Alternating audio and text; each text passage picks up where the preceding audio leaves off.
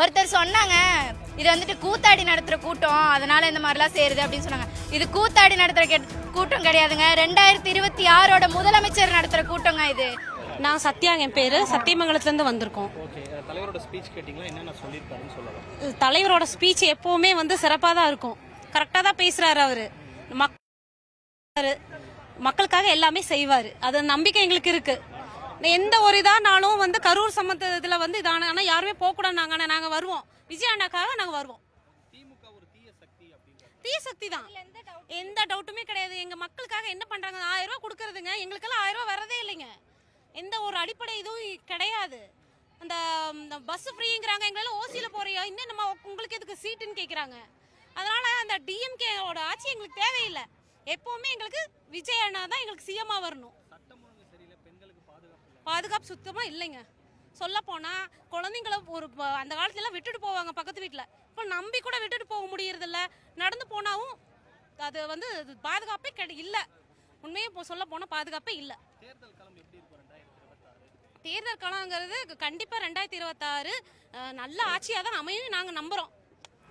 என் பேர் மோனிஷா தங்கம். நான் ஈரோடு மாவட்டம் கோபிச்செட்டிப்பாளையத்துலேருந்து வரேன்.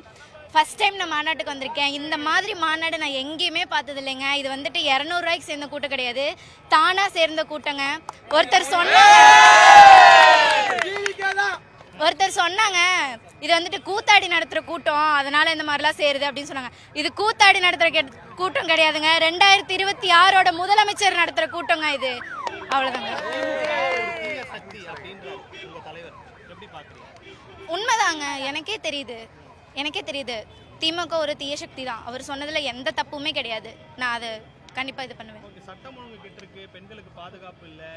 ஆமாங்க, இந்த எத்தனை பேர்த்துக்கு ரேப் நடந்திருக்கு நீங்களே பாக்குறீங்க. எவ்வளவு பேர்த்துக்கு ரேப் நடந்திருக்கு. இப்போ 2 வயசு குழந்தைய ரேப் பண்ணி கொண்டிருக்காங்க.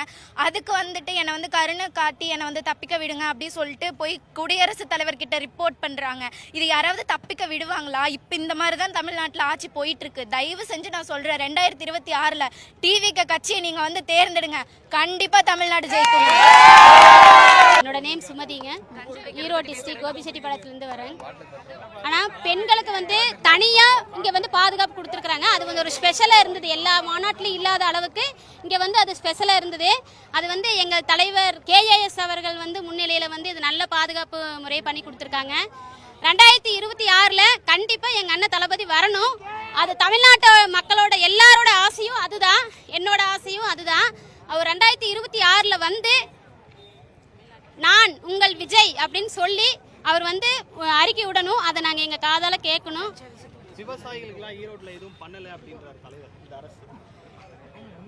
உண்மைதாங்க, அது எங்கள் தலைவருக்கு தெரியுங்க. அது என்னங்கெல்லாம் நடந்துட்டு இருக்கு, அது எல்லாமே எங்கள் அண்ணனுக்கு தெரியும். தெரிஞ்சதுனால தான் அவர் அறிக்கை வெளியிடுறாரு. சரிங்களா? அது அவருக்கு தெரியுங்க.